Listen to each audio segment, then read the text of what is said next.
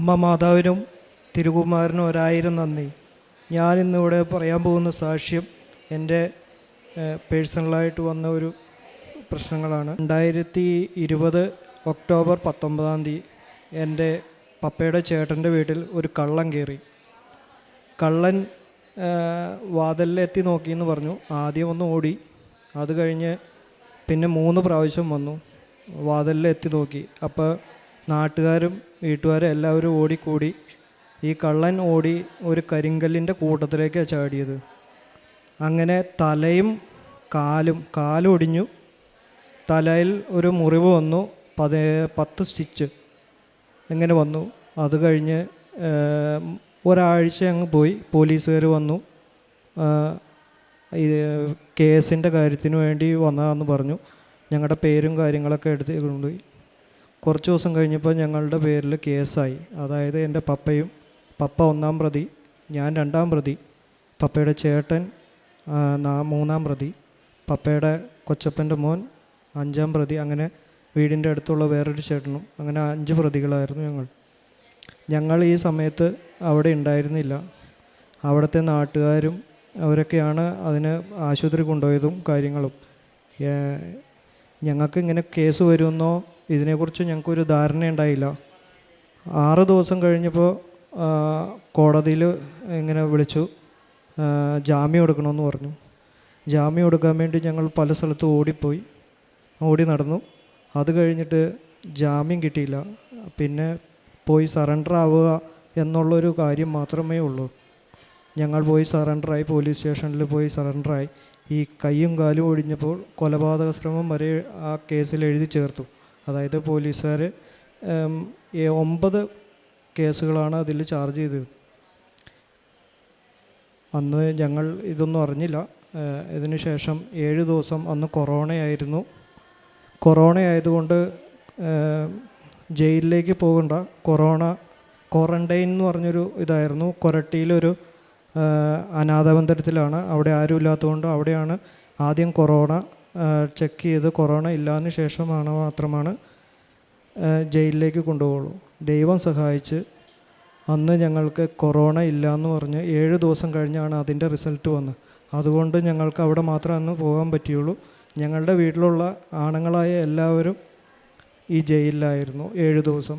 8-ാം ദിവസം ഞങ്ങൾക്ക് ജാമ്യം കിട്ടി, ഞങ്ങൾ പുറത്തിറങ്ങി.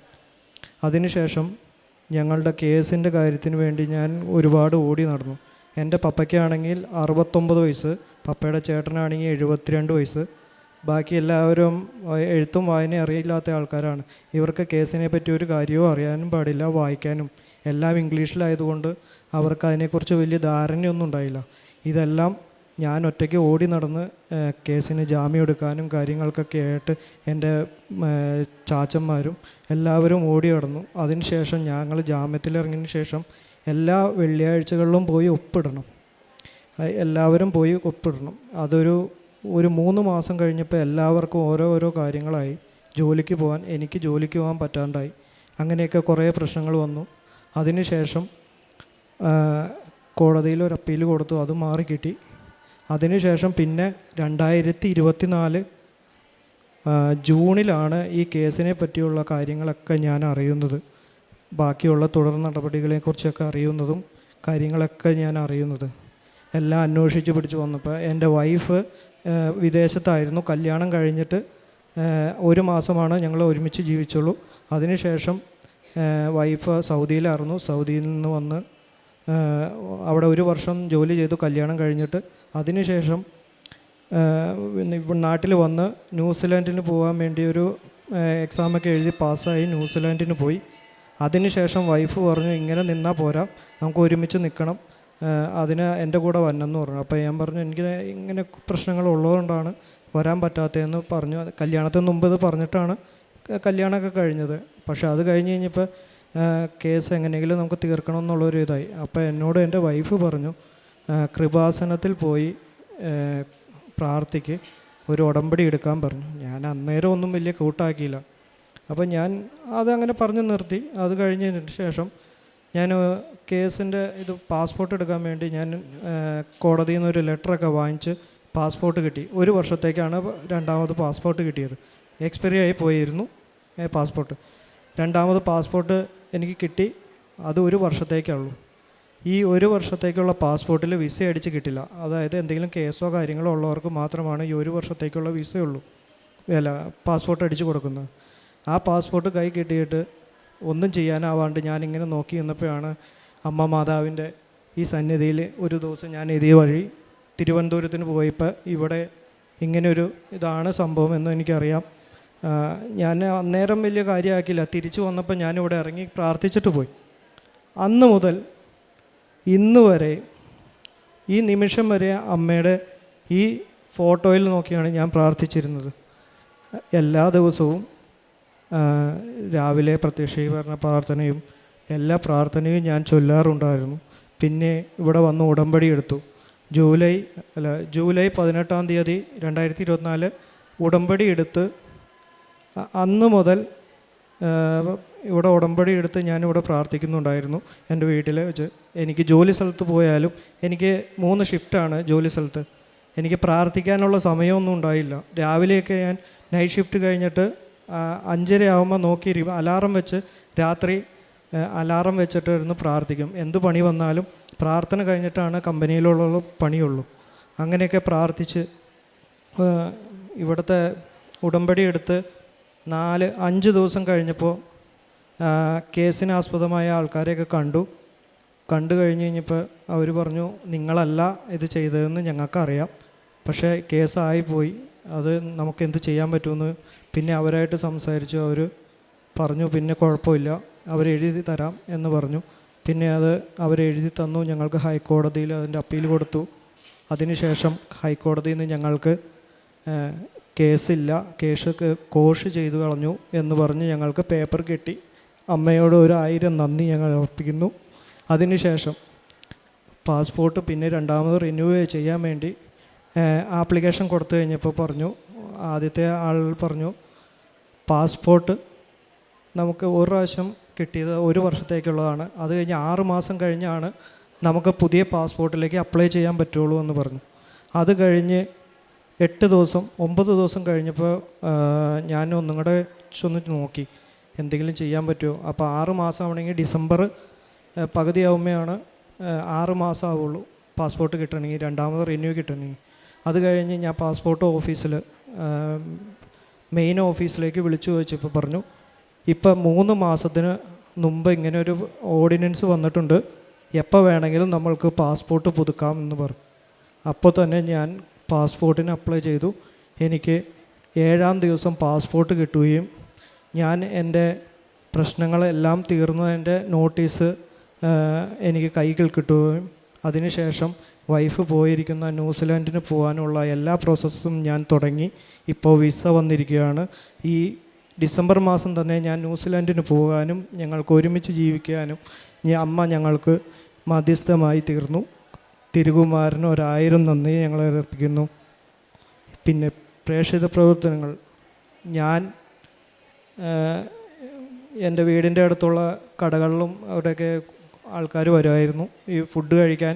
ഗതിയില്ലാത്ത ആൾക്കാർ, അതായത് ഒരു നേരത്തെ അന്നം പോലും കഴിക്കാൻ ആഗ്രഹിച്ച് നടന്ന പലരും എനിക്കറിയാം. ഇതിന് ശേഷം ഞാൻ അവരെയൊക്കെ കാണുമ്പോൾ ചായ കുടിക്കാനുള്ള പൈസയും 1 നേരത്തേക്കുള്ള ഫുഡ് പൈസയും ഞാൻ എന്നും കൊടുക്കുമായിരുന്നു. എൻ്റെ കയ്യിലുള്ളതനുസരിച്ച് ഞാൻ കൊടുക്കുമായിരുന്നു. അതിനുശേഷം പിന്നെ എല്ലാ ദിവസവും അവരെന്നെ കാണുമ്പോൾ മോനെ ദൈവം അനുഗ്രഹിക്കും എന്ന് ഞാൻ കേട്ട് അവർ എനിക്ക് വേണ്ടി പ്രാർത്ഥിക്കാമെന്ന് വരെ പറഞ്ഞിരുന്നു. പിന്നെ അവർക്ക് ഞാൻ ഒരു മുടക്കവും വരുത്തിയിട്ടില്ല. അതിനുശേഷം ഇവിടെ ജോസഫ് അച്ഛൻ്റെ ഒരു ധ്യാനയോഗം കഴിഞ്ഞതിന് ശേഷം മൊബൈലിൽ കണ്ടതിന് ശേഷം ഞാനിങ്ങനെ സ്ക്രോൾ ചെയ്ത് വന്നു കണ്ടിരുന്നപ്പോൾ ഒരു തൃശ്ശൂരുള്ളൊരു ചേട്ടനാണ്, എനിക്ക് വേറെ ഡീറ്റെയിലൊന്നും അറിയില്ല, തൃശ്ശൂരുള്ളൊരു ചേട്ടനാണ്. ട്രെയിൻ മുട്ടി 2 കാലിനും പരിക്ക് പറ്റി എണീക്കാൻ പാടില്ലാത്ത ഒരാളായിരുന്നു.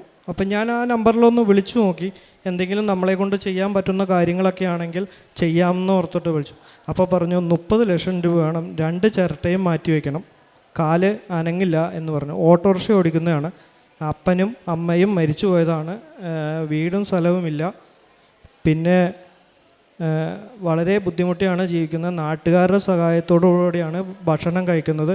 ഒരു വീട്ടുകാരൻ ഒരു വീടിൻ്റെ ഒരു റൂം പുള്ളിക്ക് വാടകയ്ക്ക് കൊടുത്തിരിക്കുകയെന്ന്, പൈസ ഇല്ലാണ്ട് ഫ്രീ ആയിട്ട് കാല് റെഡി ആവണവരെയും താമസിച്ചോളാൻ പറഞ്ഞു.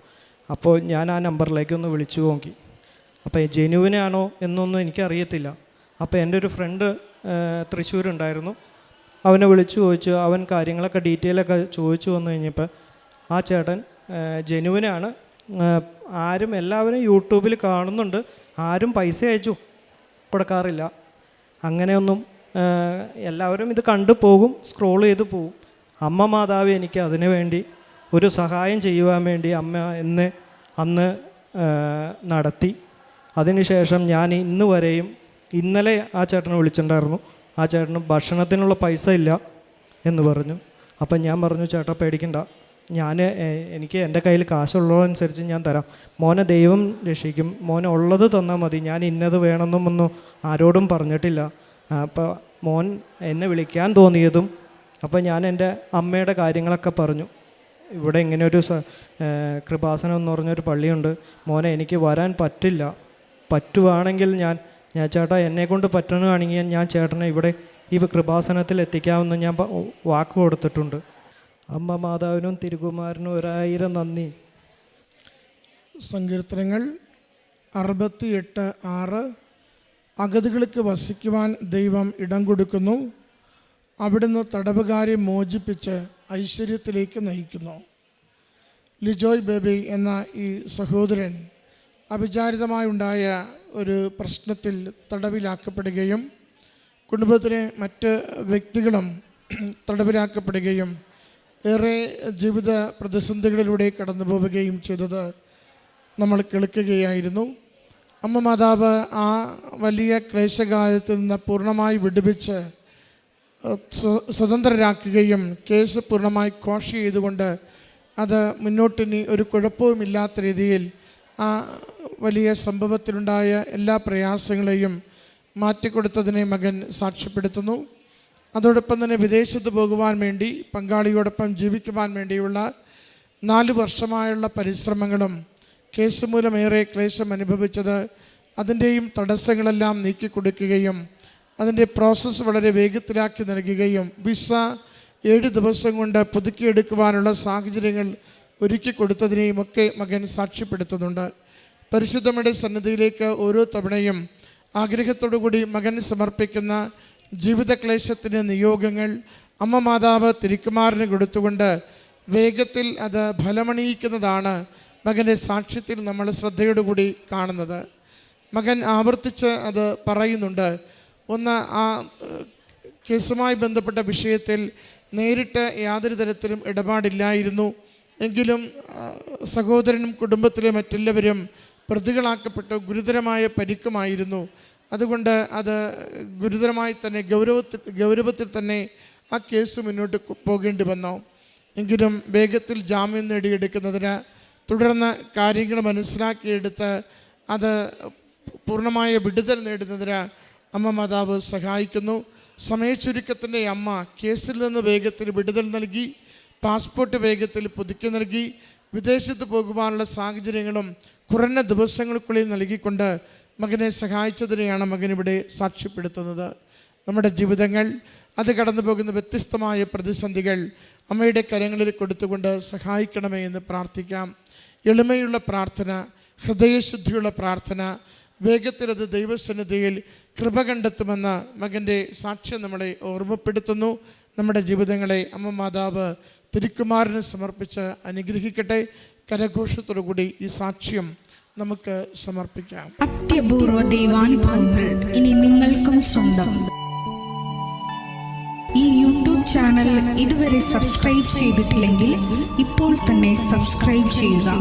ഈ വീഡിയോ ഇപ്പോൾ തന്നെ നിങ്ങളുടെ സുഹൃത്തുക്കൾക്ക് ഷെയർ ചെയ്തുകൊണ്ട് കർത്താവിൻ്റെ പ്രേക്ഷിതരാകുക.